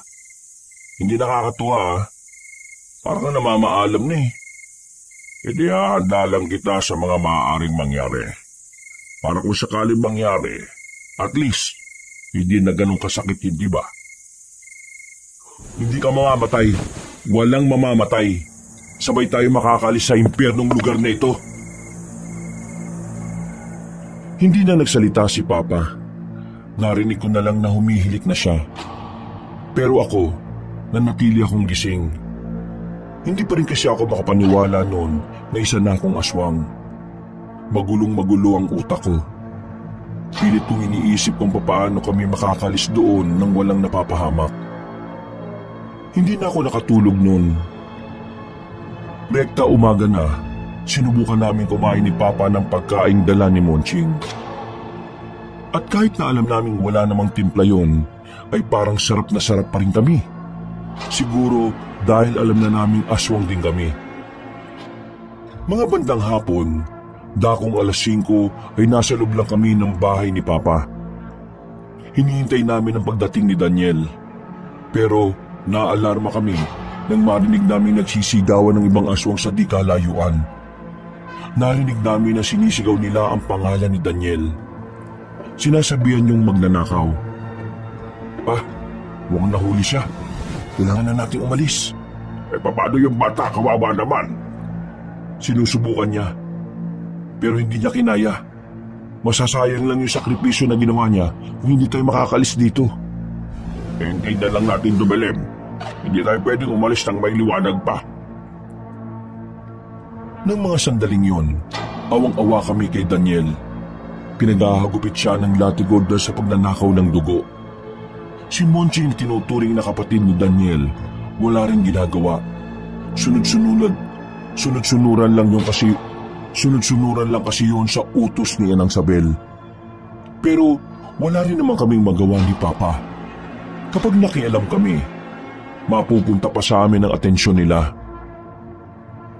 Mabilis na lumipas ang oras. Sumapit na rin ang kinagabihan. Habang abala ang lahat sa paglilitis sa kaawa-awang bata, sinamantala na namin ni Papa ang pagkakataon. Pero habang tumatakas kami, nakasalubong namin ang mga manunugi sa kagubatan. Hindi ko alam kung papaano nila nalaman na aswang kami, pero bigla nila kaming pinalibutan. Aswang! Ang lakas naman ang loob niyong sumugod ng kayong dalawa lang. Sandali lang. Hindi kami masasamang aswang. Biktima lang din po kami. Hindi mo ako malilinlang. Lahat ng aswang ay masasama. Kaya katapusan niyo na ngayon. Sandali lang, Mang Timor. Oh, bakit Tomas? Parang kilala ko yung mga yan eh. Tomas? Ikaw ba yan? Tinutukan kami ni Tomas ng ilaw. Nang makilala niya kami, ay agad siyang lumapit sa amin. Pero dumistansya din siya kaagad nang mapagtanto na aswang na kami. Kilala mong dalawang yan, Tomas? Opo, Mang Timor. Kasama ko silang tumakas sa mga sindikato. Nagkaiwalay kami. Hindi po sila masasamang tao. Pero mga aswang na sila eh. Ano ba nangyari, pre? Hindi rin namin alam eh. Basta, nanakit na lang yung tiyan namin matapos namin kainin yung binigay sa amin ng matandang babae. Pagkagising namin, nasa baryo na kami ng mga aswang. At wala na kami magawa kundi sumunod sa kanila. Mang Timor, kilala ko talaga ang mga yan. Biktima lang din sila. Baka naman may pwede tayong gawin para maibalik sila sa dati. Nagmamakaawa ko sa inyo. Tulungan niyo kami. Hindi namin gusto ng ganitong buhay. Ibalik niyo sana kami sa pagiging normal. Pakiusap. Nakatikim na ba kayo ng dugo o karne ng tao? Hindi pa. Ang nakain lang namin hilaw na karne at boy na pato at manok. Pero hindi pa kami nakakatikim ng kahit na anong dugo o laman ng mula sa tao. Huminga ng malalim ang matandang lalaki. Ibinabanan niya ang hawak niyang itak at nakahinga naman kami ng maluwag ni Papa. Itatali na muna namin ang mga kamay ninyo para makasiguro kaming wala kayong makakagat sa oras na bigla kayo matakam. Dadali namin kayo sa kampo. Susubukan ko kayong ibalik sa normal. May pag-asa pa ba kaming maging normal na tao ulit? Ilang beses ko lang ginagawa ang pagkontra sa Yanggaw. Hindi ako pumalpak. Pero depende pa rin niya sa katawan ninyo. Mga kasama, talian nyo na mga kamay nila at bumalik na muna tayo sa atin. Tama lang ang desisyon nyong huwag na munang lumusob ngayon. Bakit? Sa baryo ng mga aswang, nag-aanda na sila sa pagdating ninyo. Nakakalat sila sa gubat na ilang metrong distansya sa baryo. At meron silang nilagay ng mga patibong sa loob ng lugar nila. Kaya hindi nyo sila basta-basta mapapasok kahit na mas marami kayo. Tumango na lang ang matandang lalaki sa amin. Hindi na kami nagtagal doon at tinalian na rin nila kami. Naglakad kami ng halos 2 oras. Narating namin ng isang baryo na malalakas ang ilaw sa bawat kabahayan. Solar panel kasi ang ginagamit nila roon. Mas, wala tayo magagawa. Kailangan mo muna silang igapos hanggat hindi ko pa naihahanda ang mga gamit ko. Maya-maya babalik ako. Ikaw na munang bahala sa kanila, total. Kilala mo naman ang mga yan. Sige po, ako na pong bahala sa kanila, Mang Timor. Tomas, paano ka napunta sa ganito? Buti ka pa, sa ganito ka napunta. Pero kami sa impyerno eh. Pasensya na kung naghiwalay tayo. Hindi ko rin gusto sa ganyan kayo mapunta. Nung tumakas ako, sila nagligtas sa akin. Akala pa nga nila aswang ako eh. Pero nung mapatunayan na hindi naman, tinuruan nila ako kung paano pumatay ng aswang. Isa sa mga dahilan kung bakit ako sumama sa kanila kasi nagbabakasakali akong makita ko kayo sa kagubatan. Ang mahalaga ligtas ka. At nagkita-kita tayo ulit. Tomas, papapagaling ba talaga kami na matandang yon? Oo, matinik na albularyo si Mang Timor. Mapapagaling niya kayo. Saksi ako nitong mga nakaraan eh. Marami siyang napagaling na kagaya nyo. Mga taong nabiktima ng Yanggaw. Yung paraan ng mga aswang para gawing aswang din ang normal na tao. Yanggaw ang tawag doon. Napabuntong hininga na lang din ako. Pero laking pasalamat ko na ligtas si Tomas. Medyo nawala na rin ang pag-aalala namin. Ang nasa isip ko na lang ay kung gaano kasigurado na magiging normal kami ulit ng tatay ko. Makalipas ang ilang minuto, bumalik na rin si Mang Timur. Dala-dala na niya ang lahat ng gamit niya. Sisimulan na sana niya ang operasyon niya sa amin, pero nabulabog kami sa loob ng bahay na yon nang marinig namin ang malakas na sigaw ng mga kasama nila. Umatake ang mga aswang. Dito lang kayo! Kailangan ko unahin ang mga kasamaan ko! Tomas! Ikaw nang bala sa kanila, ha? Naiwan kaming tatlo sa loob ng bahay na yon. Si Tomas naman ay hinanda na ang hawak-hawak niyang itak. Kahit naaswang na rin naman kami, hindi pa rin namin maiwasan ni Papa na kabahan. Wala naman din kasi kaming alam kung papaano haharapin ang mga aswang. Maya-maya pa, narinig na lang naming nagkakagulo na sa labas. Tomas, delikado na tayo dito. Kailangan na natin umalis dito. Sige, tara. Sumunod kayo sa akin. Pagdating pa lang namin sa bakuran, nakita na namin si Monching. Masama ang tingin niya sa aming dalawa ni Papa. Mga toksil! Hindi kami kagaya nyo. Kaya pasensya ka na. Lumusog si Monching sa amin pero humarang si Tomas. Pinagtatataga niya si Monching ng ilang beses pero maliksi kong uminag ang aswang na yon. Maya-maya lang, nakita na lang namin na alanganin na ang lagay ni Tomas. Naagaw ni Monching ang itak at nasa aktong itatarak na yon kay Tomas. Pero hindi ko inaasahan ang nagawa ko. Bumilis ang takbo ko palapit kay Tomas para iligtas siya. Binangga ko si Monching at dahil sa ginawa ko, nabitiwan niya ang itak. Kinuha ko yun at ako ang humarap sa kanya. Hindi ko alam kung paano ko nagawa yun. Pero ikaw na muna bahala kay Papa Tomas. Toksil! Isa kang toksil! Biglang tumakbo ulit si Monching palapit sa amin. Pero nakakuha ko ng tamang pagkakataon. Nang makita kong naging kampante siya, ay agad ko siyang tinaga sa liig. Sirit ang dugo niya at agad na bumagsak. Napasandal siya sa bakod. Nakatingin siya sa akin habang pinipigilan ang pagsirit ng dugo niya. Sorry, Monching. Pero ikaw kasi, sorry talaga. Umalis na kami roon. Umiwas kami sa mga nagkakagulo at dumaan kami sa madilim na mga eskinita. Noong mga sandaling yun, nararamdaman na namin na nagiging tagilid na ang puwersa ng mga manunugis. Kinakabahan ako noon, Kabanong. Naisip ko kasi bigla na kapag namatay si Mang Timur, malabo na talaga kami makabalik sa dati. Kaya naman, kahit na alam kong delikado, mas pinili kong hanapin si Mang Timur para tulungan mapatay si Inang Sabel. Natagpuan namin si Mang Timur na kinakalaban na ang mga matatandang aswang. Hinahanap ko si Kalia, ang babaeng nakausap ko noon sa tulay. Nakita ko na lang siya na nakabulagta na sa gilid. Napatay na pala siya ni Mang Timur. Magsama-sama kayo sa impyerno! Isama niyo na ang dalawang taksil na yan! Ikaw umauna sa impyerno. Masama ka nila lang. Pati batang si Daniel pinahirapan mo. Umalis na kayo nito. Unahin niyo yung mga aswang. Ako lang bahala sa matandang ito. Mang Timur, kailangan natin siyang pagtulungan. Kapag napatay natin siya, mamamatay na rin ang mga kasama niya. Ang buhay ng mga kasama niya ay nakadepende lang din sa kanya. Tama sila bilang anak ko. Kaya kailangan lang natin paslangin ay ang matandang yan. Sumang-ayon sa amin si Mang Timur, kaya hindi na kami nagsayang ng oras at sabay-sabay naming inatake si Inang Sabel. Sa puntong yon, tila nakaramdam na rin siya ng takot. Hindi niya kasi inakala na alam namin ni Papa ang kahinaan niya. Laking pasalamat talaga namin kay Daniel. Kung hindi dahil sa kanya, hindi kami magkakaroon ng lakas ng loob na labanan ng mga aswang. Tumakbo si Inang Sabel hanggang sa makarating na kami sa kagubatan. Pero hindi na rin siya nakatakas sa amin nang tama na siya ng palaso ni Mang Timur. Pagbagsak niya sa labag, agad na pinagtatataga ni Mang Timur ang matandang aswang. Siguro ni Mang Timur na mamamatay na ito sa mismong kinalalagyan nito. Wala pang ilang minuto, narinig na naming nagsigawan na ang mga manunugis. Isang senyales na nanalo na nga sila sa laban.